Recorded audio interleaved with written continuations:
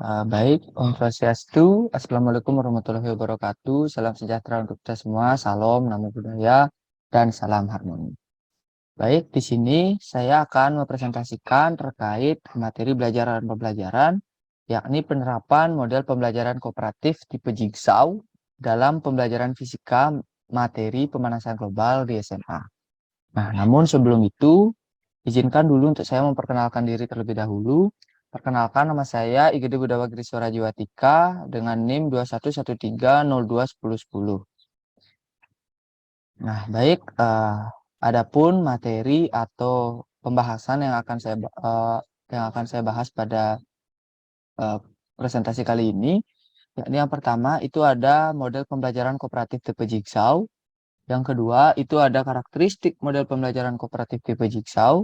Yang ketiga, itu ada langkah-langkah model pembelajaran kooperatif tipe Jigsaw. Yang keempat, itu ada penerapan model pembelajaran kooperatif tipe Jigsaw dalam pembelajaran fisika pada materi pemanasan global. Dan yang terakhir, itu ada kelebihan dan kekurangan dari model pembelajaran kooperatif tipe Jigsaw ini. Nah, jadi langsung saja kita ke materi yang pertama, yakni terkait model pembelajaran kooperatif tipe Jigsaw.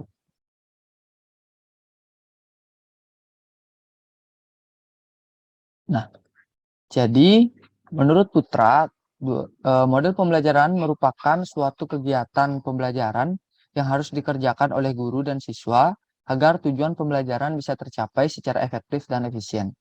Yang mana model pembelajaran ini penting dirancang oleh guru guna mempermudah siswa atau peserta didik dalam memahami materi atau pembelajaran yang dilakukan. Sehingga kegiatan pembelajaran yang dilakukan di kelas menjadi menarik yang bisa membuat siswa menjadi aktif dalam belajar. Nah, jadi jenis dari model pembelajaran ini ada beragam, yang mana bisa disesuaikan dengan kebutuhan dari peserta didik atau siswa di masing-masing sekolah, dan dapat disesuaikan juga dengan kegiatan pembelajaran seperti apa yang ingin dirancang oleh guru. Serta tidak ada jenis model pembelajaran yang paling tepat atau paling bagus, semua tergantung kebutuhan dan pilihan kegiatan pembelajaran yang ingin digunakan oleh guru. Jadi semuanya tergantung dari bagaimana seorang guru itu akan mengajar, serta bagaimana kebutuhan dari siswa-siswa yang ada di sekolah tersebut. Nah, salah satu jenis dari model pembelajaran ini adalah model pembelajaran kooperatif, yang mana lebih mengedepankan kerjasama antar peserta didik di dalam suatu kelompok guna mencapai suatu tujuan pembelajaran. Sehingga setiap anggota kelompok harus saling membantu dalam memahami atau mengerjakan suatu tugas dari materi yang diberikan. Di mana hal ini akan meningkatkan rasa tanggung jawab peserta didik, baik secara individu maupun kelompok.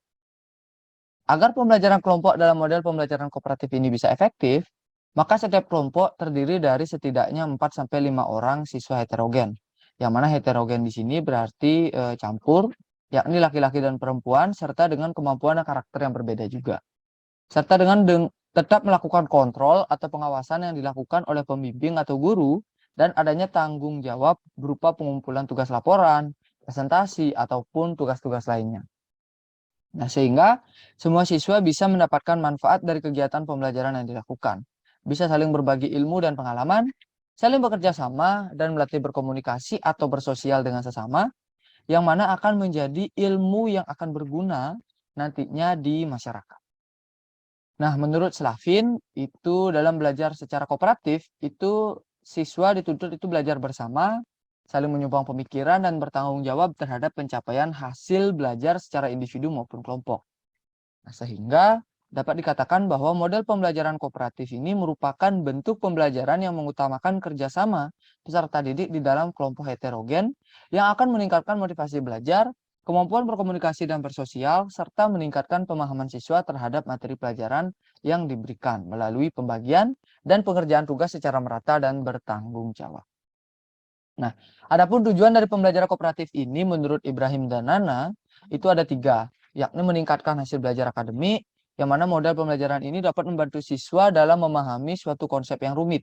Karena dalam belajar di dalam kelompok akan memberikan motivasi belajar kepada siswa, serta bagi siswa yang merasa belum paham dengan konsep atau materi yang diberikan, bisa saling bertanya ke teman kelompok yang lebih paham, sehingga ia bisa belajar dari informasi yang dijelaskan atau diberikan oleh teman tersebut, atau yang sering disebut juga sebagai tutor sebaya.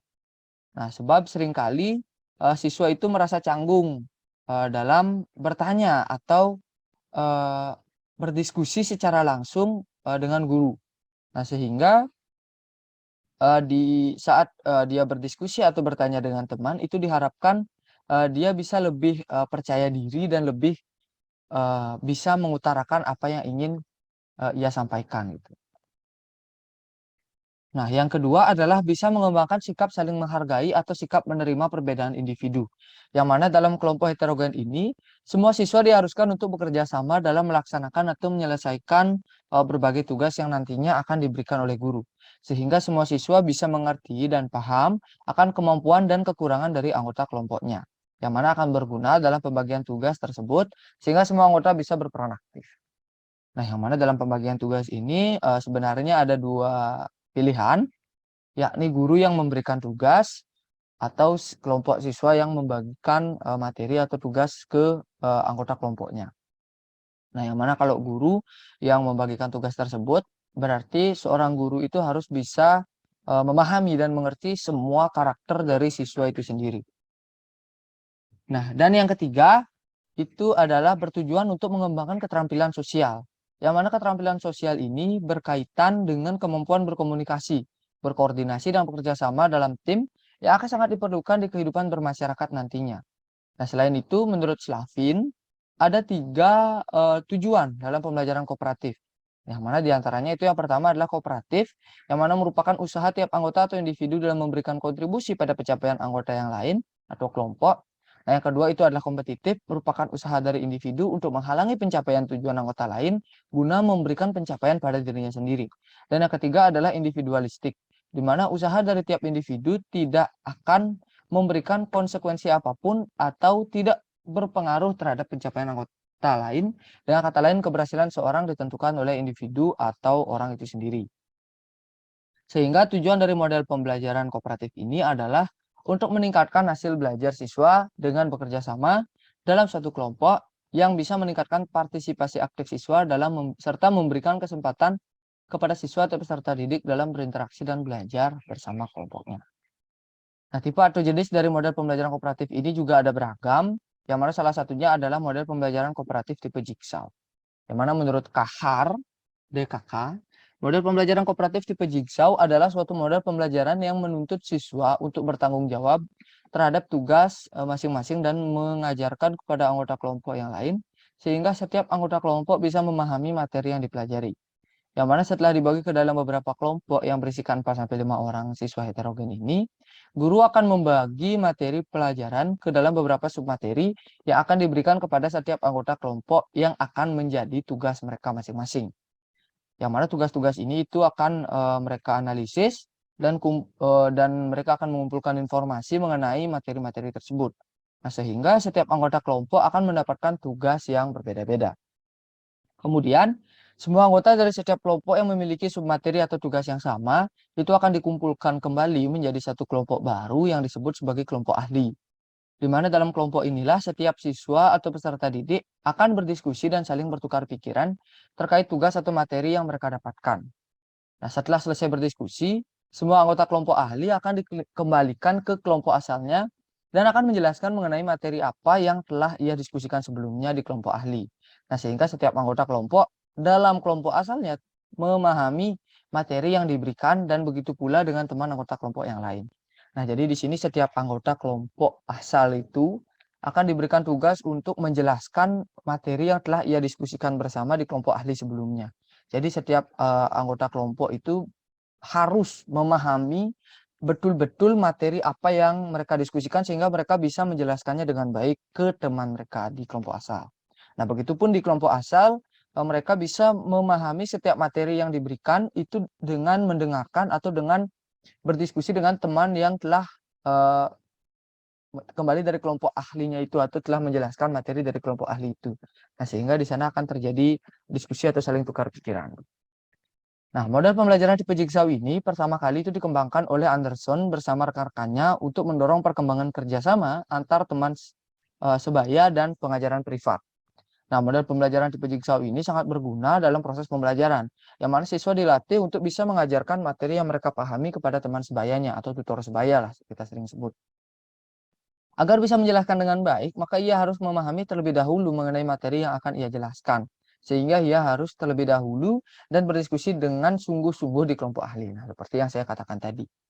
Nah, hal ini bisa meningkatkan motivasi belajar siswa dan meningkatkan tingkat pemahaman siswa terhadap suatu materi. Selain itu, model pembelajaran ini juga akan meningkatkan kemampuan komunikasi siswa sebab ia harus mengikuti 2 kali sesi diskusi, yakni pada kelompok ahli dan pada kelompok asalnya. Bila pada kelompok ahli ia tidak bisa berdiskusi dengan baik, maka otomatis ia tidak akan mengerti dan akan kesulitan dalam menjelaskan materi yang ia diskusikan di kelompok asalnya nanti. Nah, baik, untuk materi selanjutnya, yakni mengenai karakteristik dari model pembelajaran kooperatif tipe Jigsaw. Nah, model pembelajaran kooperatif tipe Jigsaw ini tentunya berbeda dengan model pembelajaran lain, yang mana pada pembelajaran kooperatif tipe Jigsaw ini lebih mengedepankan pada pembelajaran kelompok yang tentunya membutuhkan kerjasama yang baik untuk memperoleh tujuan pembelajaran yang diinginkan. Nah, sehingga menurut Slavin, itu ada 3 karakteristik dari model pembelajaran kooperatif, yakni adanya penghargaan kelompok, yang mana penghargaan kelompok ini diberikan khusus kepada kelompok yang memang memiliki pencapaian, penyampaian, dan penyajian yang baik. Atau bisa juga yang memiliki nilai yang lebih tinggi dari kelompok lainnya. Sehingga kelompok yang lain akan lebih termotivasi untuk bisa lebih baik lagi ke depannya. Nah, yang kedua adalah adanya pertanggungjawaban individu, yang mana rasa tanggung jawab siswa atau peserta didik dalam kelompoknya bisa dilihat dari proses diskusi dalam kelompoknya, pengerjaan tugas, serta penyampaian materi kelompoknya. Dan yang terakhir adalah adanya kesempatan yang sama untuk mencapai keberhasilan, yang mana berarti semua kelompok siswa memiliki kesempatan yang sama untuk mendapatkan penghargaan baik berupa nilai tambahan dan lain sebagainya. Jadi agar pembelajaran kooperatif ini bisa efektif, maka semua anggota kelompok harus berperan aktif dengan penuh rasa tanggung jawab, baik dalam mengerjakan tugas maupun dalam menyampaikan materi di kelompoknya. Sebab hal ini itu akan memberikan dampak yang baik kepada diri siswa itu sendiri. Nah, selain itu menurut Artama, ada beberapa karakteristik model pembelajaran kooperatif yang perlu diperhatikan oleh seorang guru. Yakni yang pertama itu ada perumusan tujuan belajar siswa harus jelas. Jadi penyampaian tujuan pembelajaran yang harus dicapai oleh seorang siswa itu harus jelas. Jadi siswa itu mengetahui apa yang harus ia lakukan untuk mencapai tujuan pembelajaran itu. Nah, yang kedua itu adalah penerimaan yang menyeluruh oleh siswa tentang tujuan belajar. Jadi semua siswa itu harus memahami betul, harus menerima dengan baik tujuan pembelajaran yang harus atau hendak mereka capai. Nah, yang ketiga itu ada ketergantungan yang bersifat positif. Nah, ketergantungan positif ini itu adalah ketergantungan antar teman sebaya, yang mana mereka tidak bisa hidup atau tidak bisa belajar kalau tanpa teman gitu. Jadi teman di sini, teman sebaya di sini berperan penting lah dalam proses pembelajaran mereka. Nah, yang keempat itu ada interaksi yang bersifat terbuka. Yang mana interaksi yang bersifat terbuka ini adalah diskusi. Jadi diskusi mengenai materi yang mereka bahas. Itu terbuka, jadi bisa mengenai apa saja. Intinya sesuai dengan topik atau pembahasan yang dibahas. Terus mereka bisa bebas bertanya kepada teman mereka, tentunya kepada teman sebaya mereka terkait materi tersebut gitu loh, agar mereka bisa saling bertukar pikiran, bertukar pendapat, bertukar pandangan sehingga mereka saling mengerti satu sama lain. Nah, yang selanjutnya itu ada tanggung jawab individu. Nah, tanggung jawab individu ini berupa seperti yang tadi itu adalah pengumpulan tugas, bisa berupa pengumpulan tugas, bisa berupa tes juga, bentuk tanggung jawabnya juga bisa berupa tugas penyampaian di kelompoknya tersebut.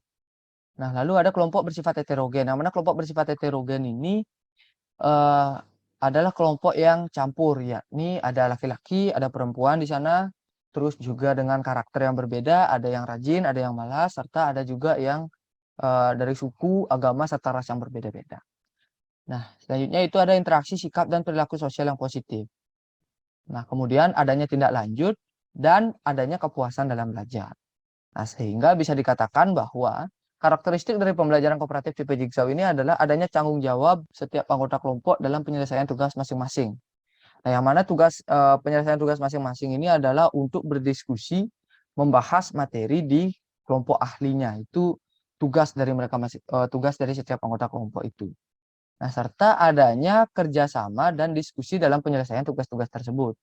Nah, selain itu, setiap anggota kelompok memiliki tugas untuk menjelaskan materi yang mereka pahami kepada teman kelompoknya, tutor sebaya lah bisa dibilang. Sehingga setiap anggota kelompok bisa mengerti dan memahami setiap materi. Hal ini akan memberikan ketergantungan positif, di mana setiap anggota kelompok saling membutuhkan dan saling menguntungkan, sehingga akan meningkatkan semangat dan motivasi mereka dalam belajar.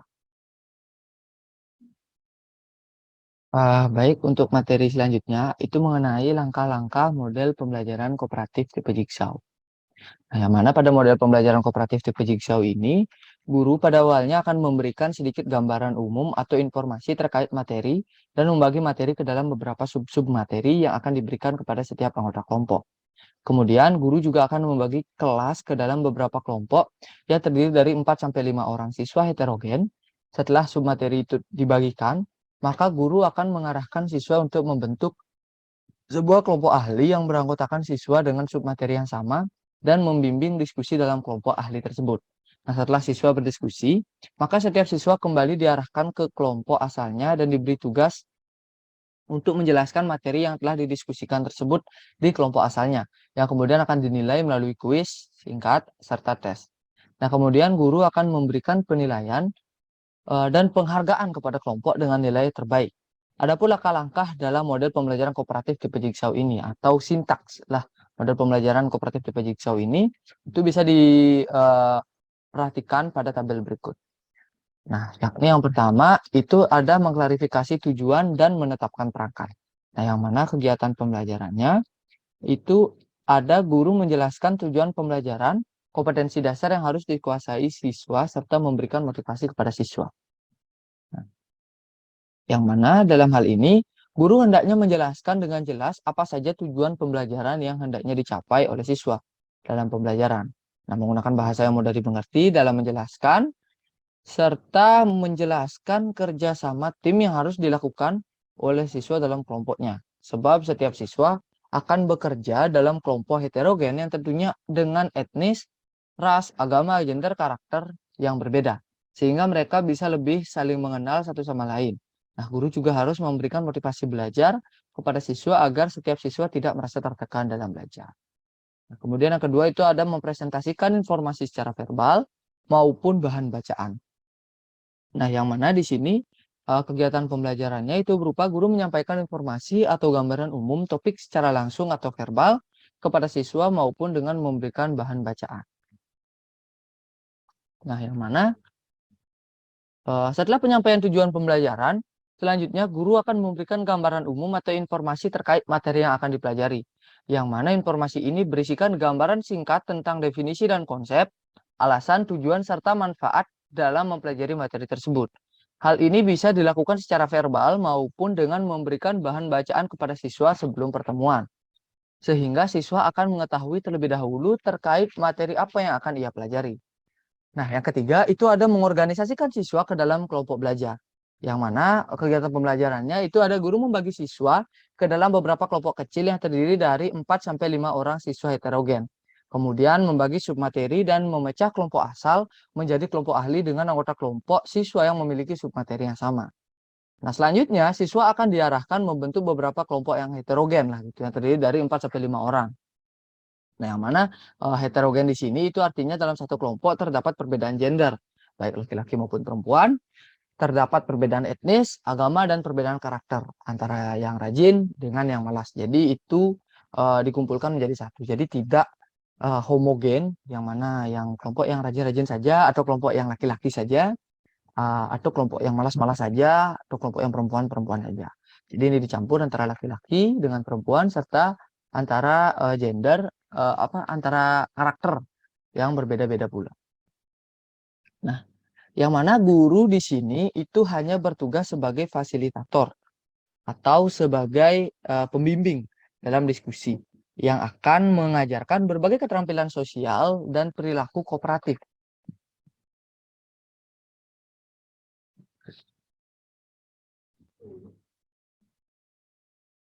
Nah, setelah dibagi dalam beberapa kelompok, kemudian guru akan memberikan submateri yang berbeda ke setiap anggota kelompok.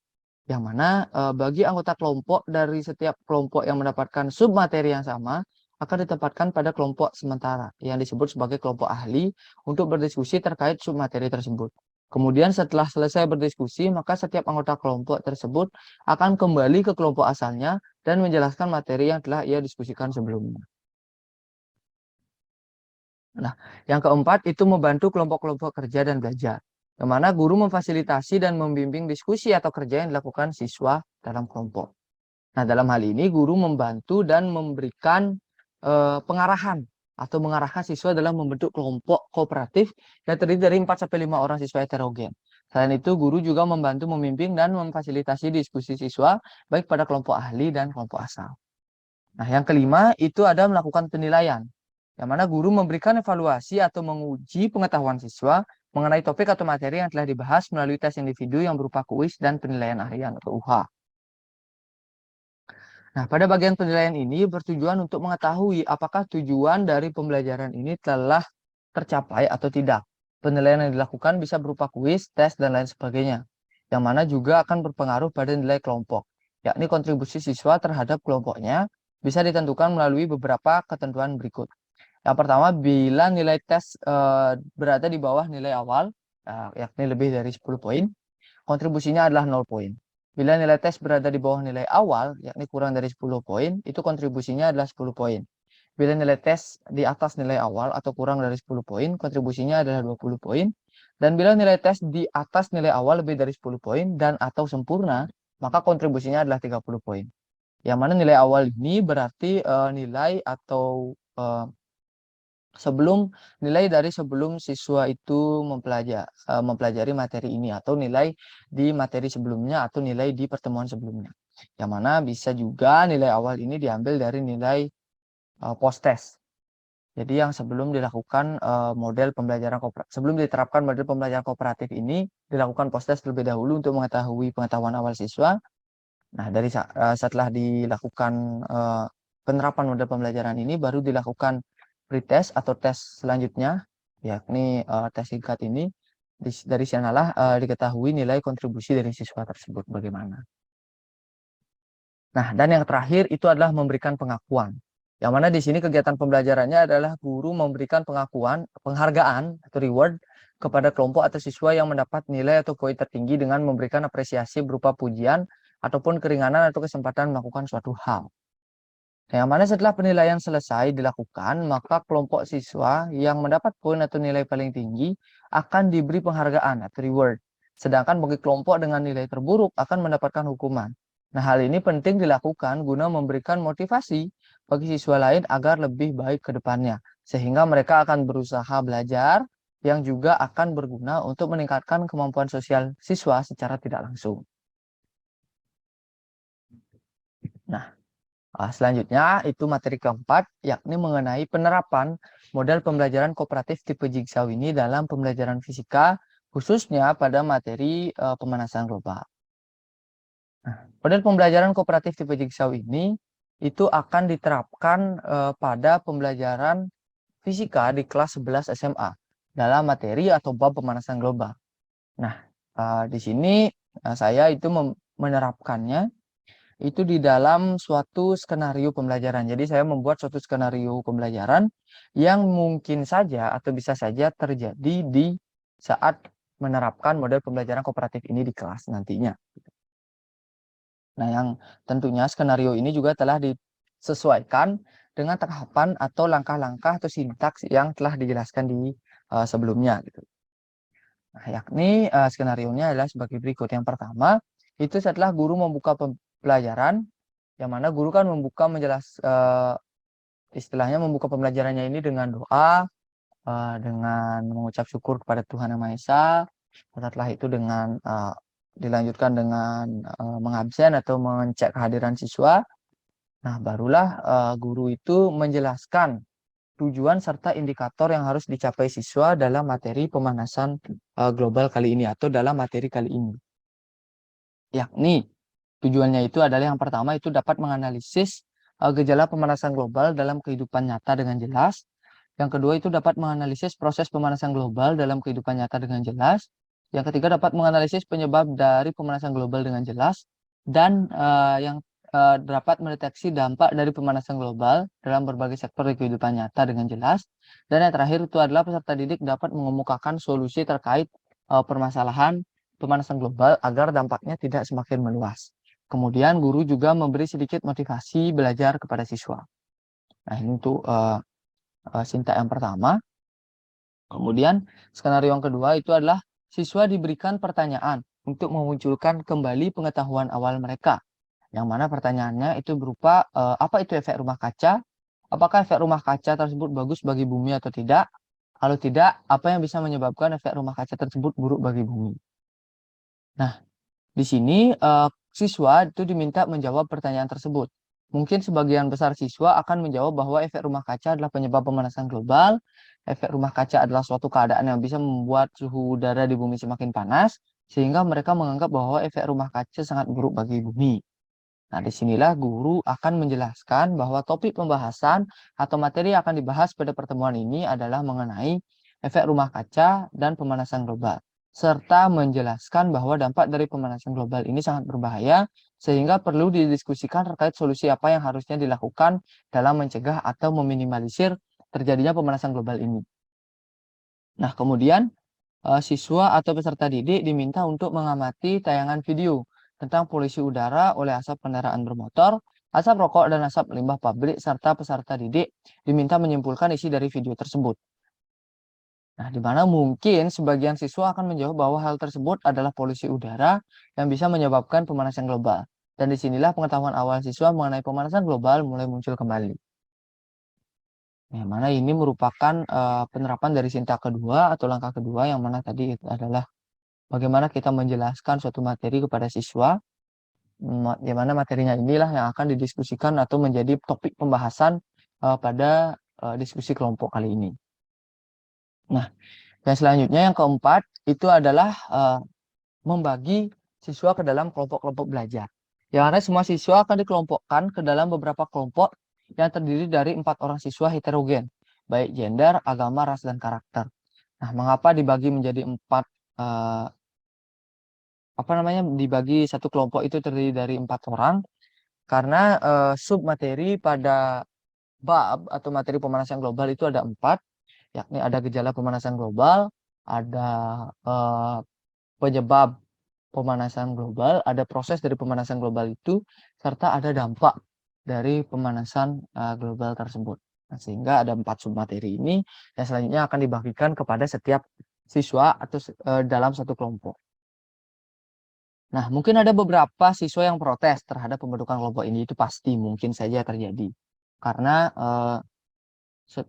kelompoknya ini itu guru yang membagi, jadi bukan siswa yang membagi sendiri, sehingga mungkin akan terjadi proses proses adaptasi di sini antara siswa, karena mungkin ada beberapa siswa yang tidak terbiasa dengan kerjasama, mungkin bukan dengan teman dekatnya, mungkin kerjasama mungkin dengan bukan dengan orang yang ia kenal atau ia tahu betul gitu orangnya bagaimana. Jadi di sini akan ada ya berbagai bentuk protes lah, dan berbagai bentuk toleransi serta kebijakan-kebijakan yang akan dilakukan oleh guru bagaimana. Nah, kemudian guru akan memberikan pengertian. Nah, disinilah tugas guru untuk memberikan pengertian, memberikan penjelasan bahwa di sini itu penting dilakukan untuk mengembangkan kemampuan sosial serta sikap kooperatif siswa. Yang mana kan nantinya di dalam dunia kerja, nantinya itu siswa itu tidak bisa memilih dengan siapa ia bekerja, dengan siapa ia bekerja sama.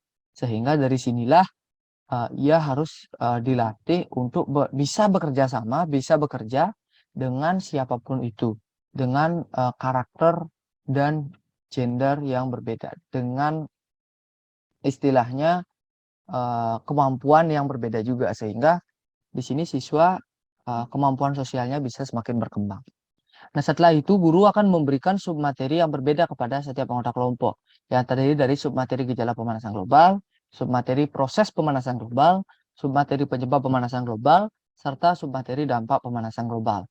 Kemudian guru mengarahkan setiap anggota kelompok yang memiliki submateri yang sama agar berkumpul membentuk kelompok baru untuk berdiskusi tentang submateri tersebut. Nah, kemudian yang kelima, di sini siswa diminta mencari segala informasi baik dari buku dan internet, serta berdiskusi pada kelompok ahli terkait submateri yang mereka dapatkan.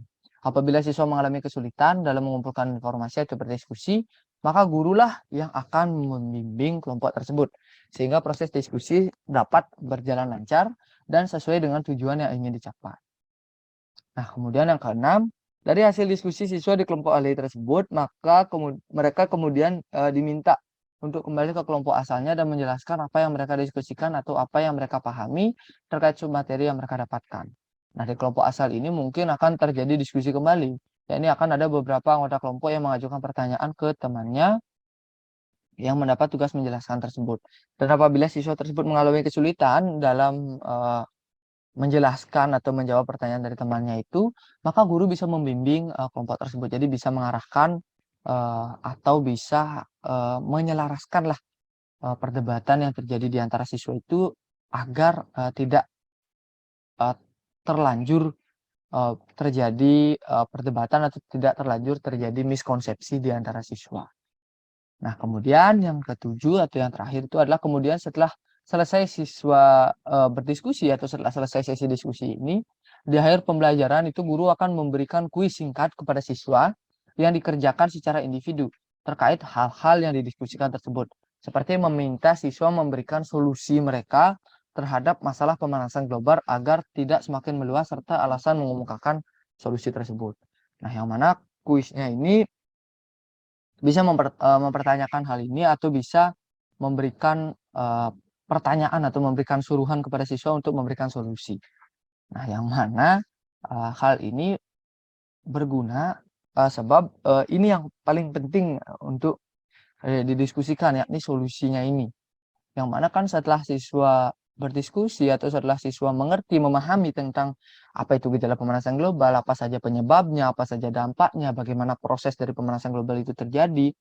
Nah, di siswa itu bisa memberikan solusi terbaik mereka untuk pemanasan global ini dan diharapkan mereka bisa menerapkan solusi-solusi yang telah ia berikan tersebut. Nah, dari sini guru bisa menilai pemahaman siswa melalui cara mereka menjelaskan solusi tersebut, serta dari cara penyampaian atau penjelasan materi di kelompok asal mereka. Kemudian setelah itu, di pertemuan berikutnya, guru bisa memberikan ulangan harian atau UH gitu, atau penilaian harian untuk mengetahui lebih jelas mengenai pemahaman mereka tentang materi pemanasan global ini. Sehingga guru bisa menilai dan memberikan kontribusi guna mengetahui nilai kelompok mana yang paling bagus dan akan diberikan penghargaan. Nah, pembelajaran ini itu bisa dilakukan dalam 2 kali pertemuan atau dalam 2 kali pertemuan, yakni dalam satu pertemuan itu ya, terdiri dari 2 kali jam pelajaran atau selama 90 menit. Sedangkan untuk pemberian penghargaan bisa dilakukan di pertemuan selanjutnya dan setelah selesai melakukan penilaian. Nah, dari pembelajaran ini diharapkan siswa bisa memahami apa yang menyebabkan terjadinya pemanasan global serta apa dampaknya bagi kehidupan, sehingga ia bisa memberikan solusi terkait masalah pemanasan global tersebut, serta menerapkannya dalam kehidupan. Nah, guru akan menilai keterkaitan atau hubungan antara solusi yang diberikan dengan permasalahan yang ada dari penjelasan yang dituliskan siswa, serta menilai dari rasional solusi yang diberikan siswa apakah masuk akal dan bisa diterapkan atau tidak. Jadi itu mengenai sistem penilaian yang bisa dilakukan oleh guru. Nah, kemudian yang terakhir itu mengenai kelebihan dan kekurangan model pembelajaran kooperatif tipe Jigsaw ini. Nah, jadi setelah diterapkan, setelah bisa dilakukan di pembelajaran di kelas, jadi ada pun beberapa kelebihan dan kekurangan dari model pembelajaran kooperatif tipe Jigsaw ini yang bisa dijadikan sebagai pertimbangan bagi para pendidik atau para guru apabila ingin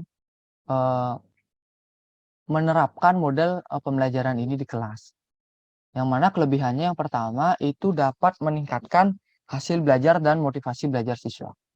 Yang mana menggunakan model pembelajaran ini itu akan membuat pemahaman siswa terkait suatu materi itu akan meningkat. Sebab ia harus menjelaskan materi yang ia pelajari kepada teman kelompoknya. Sehingga ia akan termotivasi untuk belajar dengan baik dan serius agar ia bisa menjelaskan materi dengan baik. Kemudian yang kedua itu meningkatkan rasa percaya diri dan kemampuan bersosial siswa. Yang mana seperti kemampuan berinteraksi atau berkomunikasi dengan teman sehingga hubungan atau relasi antar teman bisa semakin terjalin untuk bisa berdiskusi dan menjelaskan satu materi dengan baik, seorang siswa harus berani mengemukakan pendapat dan berkomunikasi dengan temannya. Sehingga secara tidak langsung akan meningkatkan rasa percaya diri dan kemampuan komunikasi siswa. Nah, yang ketiga itu adalah mengurangi rasa bosan dan kantuk siswa. Yang mana dalam melakukan kegiatan pembelajaran dengan berdiskusi dan berinteraksi dengan teman akan mengurangi rasa bosan dan kantuk siswa dalam belajar, utamanya belajar fisika. Siswa akan mendapatkan persepsi dan pemahaman yang berbeda-beda dari temannya sehingga ia bisa mengkolaborasikan antara persepsi satu dengan lainnya. Nah, kemudian yang keempat itu adalah adanya kesempatan atau tempat untuk bertanya dan mengemukakan pendapat. Di mana selama berdiskusi baik di kelompok asal maupun di kelompok ahli, siswa diberikan kesempatan untuk bertanya berbagai hal terkait materi yang dibahas dan mengemukakan pendapatnya terkait materi tersebut. Sebab siswa lebih canggung untuk bertanya dan mengemukakan pendapat dengan guru, tetapi cenderung lebih percaya diri ketika mengemukakan pendapat dan bertanya kepada temannya. Nah, tetapi dalam model pembelajaran ini juga ada kekurangannya. Yakni yang pertama itu adalah akan timbul perdebatan antar siswa akibat dari persepsi atau pemahaman yang berbeda serta timbulnya kesalahan persepsi dalam kelompok, sehingga diskusi tidak akan berjalan lancar. Nah, disinilah guru harus membimbing jalannya diskusi dan meluruskan persepsi siswa, sehingga perdebatan siswa bisa mencapai titik terang dan pemahaman siswa terkait materi ajar bisa dengan tepat dimengerti. Jadi dalam menerapkan model pembelajaran ini, guru itu tidak sepenuhnya lepas tangan atau tidak sepenuhnya uh, tidak mendampingi siswa. Jadi tetap mendampingi siswa, tetap membimbing siswa, tetap memberikan pemahaman-pemahaman kepada siswa, meluruskan pemahaman-pemahaman dari siswa ini sehingga apa yang menjadi tujuan pembelajaran, apa yang menjadi target dari pembelajaran itu bisa tercapai dengan baik. Nah, kemudian ada juga membutuhkan waktu yang lama dalam menyusun kelompok dan membuat siswa bekerja sama dalam kelompok. Di mana seringkali siswa akan membentuk kelompoknya sendiri saat di kelas dan memilih teman-teman dekatnya saja dan cenderung tidak mau berbaur dengan teman yang lain atau ada juga siswa yang kesulitan dalam berbaur dengan teman-temannya. Selain itu juga ada kecenderungan dalam satu kelompok akan berkumpul siswa-siswa yang rajin, sedangkan di kelompok lain akan berkumpul siswa-siswa yang relatif malas, sehingga diskusi tidak akan berjalan lancar.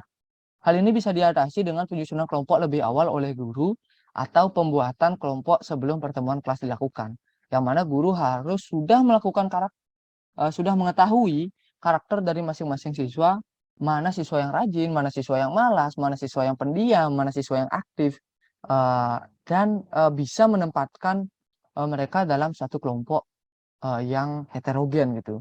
Sehingga kelompok yang dibentuk itu bisa adil. Nah, jadi bisa disimpulkan bahwa model pembelajaran Jigsaw, ya, model pembelajaran kooperatif tipe Jigsaw ini bisa atau cocok diterapkan pada mata pelajaran fisika, utamanya pada materi pemanasan global di kelas 11 SMA. Karena dalam model pembelajaran ini bisa meningkatkan hasil belajar atau motivasi belajar siswa melalui diskusi dan tutor sebaya, sehingga pembelajaran menjadi lebih menarik. Jadi di sini dalam model pembelajaran ini itu lebih mengedepankan diskusi dan kerjasama antar kelompok. Tuh, sehingga sangat cocok lah diterapkan utamanya dalam materi pembelajaran fisika agar pembelajaran fisika itu tidak terkesan bosan, tidak terkesan membosankan, tidak terkesan menyeramkan gitu. Jadi pembelajarannya bisa lebih menarik. Baik, nah, sekian mungkin materi yang bisa saya paparkan, materi yang bisa saya berikan pada kesempatan kali ini. Apabila saya memiliki salah kata, saya mohon maaf. Dan apabila ada kesalahan yang saya perbuat, saya juga memohon maaf yang sebesar-besarnya karena saya dalam hal ini masih belajar juga dan saya manusia juga, jadi tidak luput dari kesalahan. Untuk itu, terima kasih untuk perhatiannya. Saya tutup dengan Parama Santi. Om Santi Santi Santi Om. Assalamualaikum warahmatullahi wabarakatuh. Salam sejahtera untuk kita semua. Salam, namo buddhaya, dan salam harmoni.